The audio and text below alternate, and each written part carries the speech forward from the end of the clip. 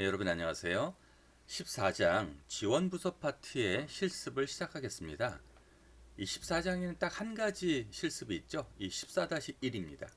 14-1의 실습 제목을 보시면 2번 진료실하고요. 진료지원부서 파트가 어떻게 공조해서 검사 의뢰를 하고 이 검사를 처리하고 확인하는지에 대한 관계들을 실습으로 한번 해보겠습니다. 그래서 이 실습 플로우를 보면 이렇게 됩니다. 병동에 입원한 환자에 대한 담당 주치의가 어떤 검사를 의뢰합니다. 그 검사 의뢰된 의뢰서에 대한 리스트가 지원부서 파트의 프로그램에서 리스트들이 뜨게 됩니다. 그 리스트들 중에서 예를 들자면 혈액 검사가 있었다라고 한다면 임상병리사가 해당되는 임상병리 프로그램으로 로그인해서요 검사를 진행하고 검사 결과값을 입력해주면 이 검사 입력값을 담당 주치의가 확인하고 그 추후에 해당되는 치료를 하게 되는 그런 과정이 되겠습니다. 이 과정을 우선 알기 전에 임상과 관련된 검사 의뢰와 관련된 이 내용들을 전체 HIS 시스템에서 어떤 부분인지를 다이어그램에서 한번 보도록 하겠습니다. 자, 진료지원부서는요, 위치적으로 보자면 여기에 해당합니다. 우리 HIS 안에는 OCS, 메디컬 이미지, HMIS 이렇게 세 가지 파트로 구분을 할 수 있다라고 말씀드렸었고요. 그 중에서 OCS, 처방전달 시스템 혹은 OCS 혹은 전자차트라고 일컬어지는 이 OCS 안에는 크게 진료, 진료지원, 원무행정 파트로 나눠질 수가 있습니다. 이 진료지원 파트에 해당하는 부분이 바로 오늘 하게 될 14-1 실습이 되겠습니다. 14장의 이 내용에는 그래서 약이라든가 임상명리, 방사선, 의무기록 등등의 검사와 관련된 항목들이 다 이 14장 항목 안에 들어가 있다고 생각하시면 좋을 것 같아요. 그래서 그 지원부서 창을 들어가 보시면 나오는 프로그램 창입니다. 그래서 이 안에서 지금 이 그림 보시면 3번에 보시면 투약부터 주사 검사 이렇게 쭉 검사에 관련된 메뉴들이 있습니다. 이 하나하나들이 다 해당되는 담당 직원의 로그인 창이 별도로 뜨게 됩니다. 예를 들어서 투약과 관련되면 약제과의 프로그램으로 사용이 될 거고요. 주사 혹은 검사면 이제 임상병리사의 창이 될 거고요. 방사선으로 가게 되면 방사선사에 해당되는 입력 창이 될 거고, 물리치료가 되면 물리치료사에 해당되는 프로그램 창으로 들어가게 될 겁니다. 이러한 항목이 2번에 있는 것처럼 이렇게 많은 그 창으로 메뉴들로 구성이 된다. 이것도 좀 기억해 두시기 바라겠습니다. 조금 더 확대해서 보면 이렇게 됩니다. 네, 상당히 많은 그 지원부서 프로그램들이 있는 것을 확인하실 수가 있을 겁니다. 자, 이거는 실제로 이제 그 실행을 한 그런 예시 화면이 되겠는데요. 지원부서에서 프로그램 부분에서 검사, 특별히 이제 검사라고 생각하시면 될 거고요. 이 내용은 임상병리사가 시행한 뭐 혈액 검사에 대한 그런 결과지 혹은 소변 검사에 대한 결과 기록지들을 지금 화면에서 보고 있습니다. 그래서 어떤 특정 환자의 특정 날짜에 대해서 이렇게 A 영역, B 영역 환자들 두 환자가 각각 다른 환자가 되겠습니다. 각각의 환자들의 정보들이 쭉 있습니다. 그래서 차트 번호와 환자 이름이 있고요. 어떤 검사를 했고 그 검사에 대해서 어떤 주치의가 있는지 그리고 어떤 검사가 완료되었는지 등등등의 정보들을 이렇게 확인해 보실 수가 있어요. 자, 그리고 뭐 이 검사 마스터를 통해서 그 우리 병원에서 검사할 수 있는 항목들을 수정, 추가 삭제를 할 수가 있습니다. 그런 것들도 해주는 부분이 바로 검사 마스터 부분이고요. 그래서 특정한 검사들을 등록해주는 부분이라고 생각하시면 되겠습니다. 자, 이 부분은 실제로 검사 의뢰가 왔을 때 임상병리사가 검사에서 어떻게 내용들을 입력하는지에 대한 플로우가 되길 텐데요. 우리 실습에도 이 내용이 그대로 들어갈 겁니다. 지원부서에서 검사를 선택해 주시고 환자를 선택해 줍니다.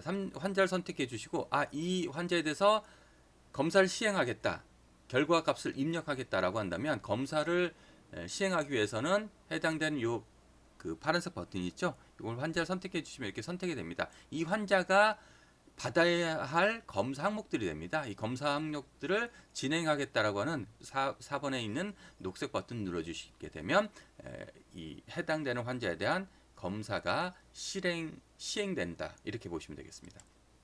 시행이 되고 나면 검사가 완료되면 완료된 그 환자들은 이 대기 환자가 아니라 완료 환자 항목에 쭉 들어가 있습니다. 그 검사가 완료되고 이제 실제 그 값을 입력하기 위해서는 완료 환자 항목에서 상세 정보를 눌러서 해당되는 값들을 입력해 주게 됩니다. 그래서 이 부분은 이제 실제 검사 내용들을 입력하는 화면인데요. 그 해당되는 홍남파른 환자에 대해서 이 혈액 검사 등등의 검사들을 뭐 CBC 검사라든가 그다음에 헤마토크리트 이런 검사들이 있죠. 이런 검사들에 대해서 각각의 값들을 입력해 주는 겁니다. 입력해 주시고 나면 여기 디스크 모양의 중간 보고 최종 보고라고 되어 있는 저장 버튼이 있습니다. 이 저장 버튼을 입력하고 나시면 이 내용들이 전체 다 입력이 완료되는 거고요. 이 내용을 이렇게 출력지로 출력해 보실 수도 있어요. 출력해 보실 수도 있고, 이 내용은 실제로는 의사 선생님이 담당 의사가 봐야겠죠. 담당 의사가 보기 위해서는요, 담당 의사가 보기 위한 항목들도 나타나게 되고요. 이 부분은 검사 이력 보기에서 해당 환자가 어떤 검사가 이전에 있었는지를 보는 그런 창이 되겠습니다. 자, 뭐 이전 이력들을 이렇게 확인해 보실 수도 있고요. 자, 이런 선행 그 내용들을 14장의 앞에 이론에서 살펴봤고요. 이런 내용들을 가지고 이제 본격적인 실습을 시작해 보도록 하겠습니다. 자, 우리 교재는 늘 말씀드렸던 것처럼 전자차트 B2 U차트를 활용한 병원정보시스템 실무 2019년에 나온 이 교재를 가지고 시행을 하도록 하겠습니다. 자, 우선 조건을 먼저 보도록 할까요? 스텝 제로입니다. 자, 세 가지 조건이 있는 걸 확인하실 수가 있네요. 어떤 조건이 있나 볼까요? 첫 번째 조건은 이런 조건이었습니다. 입원 진료실에서, 즉 이제 입원한 환자를 하나 선택해야겠죠. 입원한 환자를 선택해서 의사는 입원한 환자에 대해서 특정한 검사를 의뢰한다. 검사를 의뢰한다 하겠습니다. 어떤 검사냐? 바로 이런 검사들이다라는 거예요. 네. 전체적으로 보시면 어떤 검사인지 아실 수 있겠죠. 혈액 검사들이라고 보시면 될 것 같습니다. 자, 혈액 검사를 선택해 주시고 검사를 의뢰하면 검사는 다음과 같은 항목을 의뢰한다. 이거 의뢰했다는 겁니다. 그 다음에 세 번째는 이 검사를 의뢰하고 난 다음에 지원부서에서 이 내용들을 확인하고 실제 이 내용들을 입력하고 하는 과정들을 살펴보겠다라는 겁니다. 자, 이 검사 코드들인데요. 이 검사 코드들은 약제를 외래진료실에서 약제를 우리가 처방할 때하고 똑같이 이 검사 코드들도 쭉 이 항목들이 들어가 있고요. 여러분들 행위별 요양급여 비용 명세의 코드들처럼 이 약제 혹은 검사에 대한 코드들도 다 등록이 되어져 있습니다. 이 등록된 검사 코드를 그대로 활용하게 됩니다. 자, 실행 한번 해보도록 하겠습니다. 그러면 이렇게 실행이 됩니다. 처음에 U차트 아이콘을 클릭하시고 통합창이 뜨게 되면요, 이 통합창에서 우선 환자를 먼저 선택해야겠죠. 그래서 입원 진료실을 선택합니다. 입원 진료실에서 아이디 패스워드를 입력하시고, 자, 입원 진료실 창이 나타납니다. 그럼 의사는 해당되는 담당 환자를 선택해 주시고요. 선택된 환자에 대해서 이제 검색을 해보실 수도 있고요. 이렇게 환자를 선택했습니다. 선택해 주시고 난 다음에 다음 단계로 진행하겠습니다. 우리 외래진료실 창과 거의 유사한 형태이죠. 입원 진료실도 역시 환자 창이 나타나면 해당되는 환자에 대한 정보들이 쭉 이렇게 나타나게 될 거예요. 지금은 이 화면에서는 최환자라는 이름으로 들어가 있네요. 이 상태에서 창의 왼쪽 하단 부분에 보시면 이 환자에 대해서 이제 약을 처방한다라든가 이런 처방들을 하실 수가 있겠죠. 이때 이 처방 코드에서 F1을 눌러주시면 자, 이렇게 코드 조회 창이 나타나게 됩니다. 이때 약을 투여하려면 이쪽 부분에서 여러분들이 투약 혹은 뭐 주사 이런 것들을 선택해 주시게 되면 투약이나 주사 뭐 이런 것들로 들어가고요. 지금 우리는 혈색소 관련된 거, 처방, 그러니까 혈액 검사들을 이제 시행을 해야 되잖아요. 그래서 어떤 부분을 선택해 주시는 거냐면 네, 검사료를 선택해 줍니다. 검사료 선택해 주시면 그리고 검사가 워낙 많아요. 그래서 밑에 부분에 보시면 사용자 코드라고 있습니다. 11번에 여기서 제가 B101이라고 치고 엔터 쳤어요. 그러면 B101로 시작하는 이런 검사들이 쭉 나타나고 우리는 B1010이라고 되어져 있는 혈색소 광전 비색이라고 되어 있는 이 검사를 선택할 거예요. 그럼 이 검사를 더블 클릭해 주시고요. 더블 클릭해 주시고 혹은 선택해 주시고 확인 누르셔도 됩니다. 그런데 이제 더블 클릭이 더 편할 겁니다. 더블 클릭해 주시면 그 검사가 의뢰가 됩니다. 네. 이게 이제 처방 코드가 그 의뢰가 되는 거예요. 자, 의뢰가 끝나면 이 검사는 표 14-2에 있는 것처럼 자, 어떤 거냐면 처음에 봤던 이 내용들입니다. 처음에 B1010을 넣고 그다음에 1020 등등등 해서 요 검사들 전체를 다 입력을 해 주시는 겁니다. 자, 이렇게 처방 코드들 다 입력했어요. 입력하고 나면 자, 전체 입력된 내용입니다.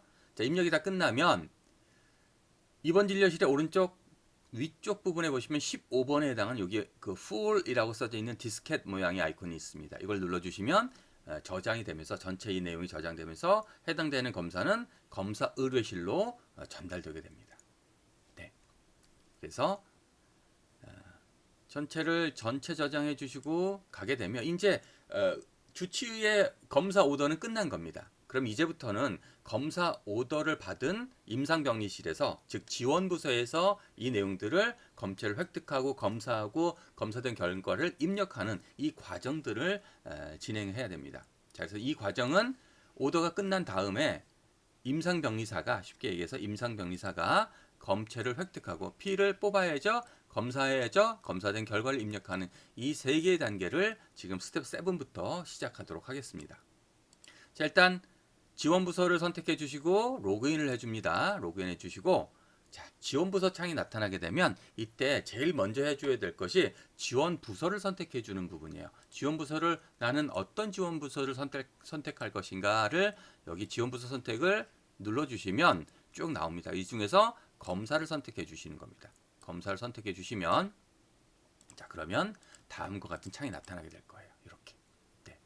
그리고 여기 대기 환자라고 되어 있는 부분에서 검사를 기다리고 있는 환자들 여기 지금 체환자라고 했는데요. 이 체환자라는 환자가 지금 우리가 원하는 이 검사들 항목들을 쭉 이렇게 입력해 놨거든요. 그리고 이 환자는 입원 환자예요 라고 표시가 되어져 있죠. 이 검사들을 선택을 해줍니다. 여기 S라고 되어 있는 부분을 클릭해 주시면 전체가 이렇게 파란색으로 선택이 될 거예요. 이렇게 되면 그 환자를 선택했다. 즉 환자를 체열할 준비가 되어 있다. 이렇게 생각하셔도 될 것 같아요. 그리고 체열을 했다. 그러면 그 해당되는 환자에 대한 정보들을 이렇게 상세 정보를 눌러서 더 보실 수도 있어요. 이거는 이제 왜 필요하냐면 이름이 혹시라도 똑같은 사람이 있어가지고 헷갈릴 수도 있고 그러니까 그럴 경우에는 정확하게 환자 이름, 그 다음에 주치의 이름 등등등을 다시 한번 확인해 주시고 상세 정보로 그 정보들을 확인해 주실 수가 있습니다. 자, 그 다음에 이제 스텝 11번에서는요, 체열이 끝났다라고 한번 생각해 보죠. 그럼 체열이 끝났으면 선택된 처방을 접수 완료하시겠습니까? 라는 버튼이 나오는데요. 이 버튼은 이 위쪽에 녹색 버튼, 이게 바로 시행 완료, 즉 체열이 끝났다, 검체를 획득했다 라고 한다면 이 녹색 버튼 눌러주시면 이런 메시지 창이 뜨게 됩니다. 그러면 확인 예 눌러줍니다. 그리고 스텝 12번으로 오게 됩니다. 자, 그럼 이제 검체를 획득했어요. 그럼 검사를 하겠죠. 뭐 혈액 검사를 한다라든가 할 때 이제 검사를 하고 검사 결과를 이제 입력해야 되는 그 다음 단계가 필요할 겁니다. 그러면 앞에서 대기 환자에 있었던 환자는 이 스텝 11번을 통해서 시행 완료가 돼버리면 대기 환자 목록에서는 안 보여요.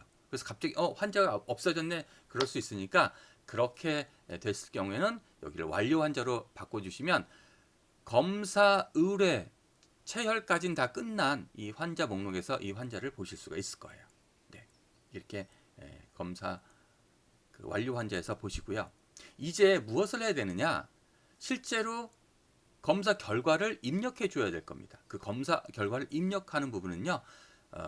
녹색 버튼 옆쪽에 보시면 알파벳 A라고 써져 있는 버튼이 바로 검사 승인 버튼입니다. 이 검사 승인 버튼을 환자를 선택해 주시고 선택해 주시는 겁니다. 그래서 검사 승인에 이 환자 이름을 선택해 주시고요. 여기 31번에 있는 것처럼 검사 결과 항목에 검사 결과 값들을 실제로 직접 임상병리사가 입력을 해주게 됩니다.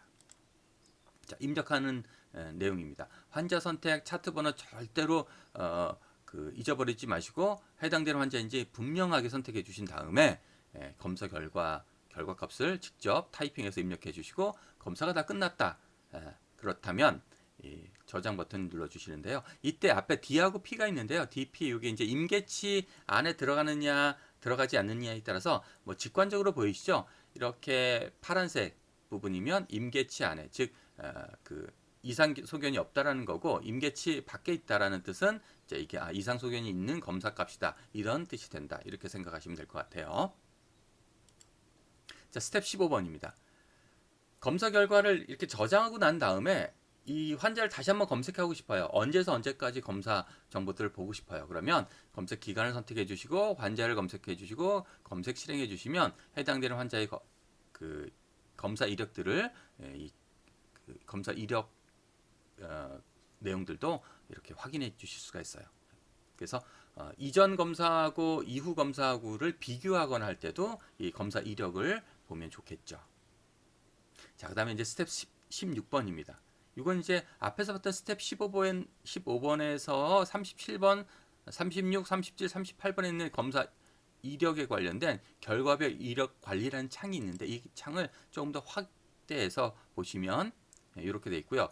검색 실행을 한 것 다음이 바로 검사 내용들을 실제로 이제 프린팅해주는 출력해주는 겁니다. 이거는 실제 종이에 프린아웃하는 그런 내용이 되고요.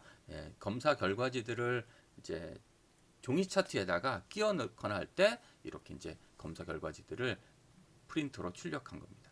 그래서 A4 용지로 저는 출력해서 이걸 이제 스캔해서 지금 보여드린 거고요. 자, 이렇게 해서 지원부서에서 검사하는 데까지가 완료된 겁니다. 뭐 내용은 그렇게 복잡하지 않죠. 그 다음 단계는 이제 뭘까요? 의사 선생님은 그 검사 결과 정보들을 입원 진료실 창에서 해당되는 검사가 완료된 내용들의 검사 결과를 이렇게 쭉 확인해 보실 수가 있어요. 네, 그런 과정이 바로 스텝 17번까지 해서 모든 지원부서에서의 검사가 종료되는 부분이 되겠습니다. 자, 이상으로 14-1 실습을 마치도록 하겠습니다.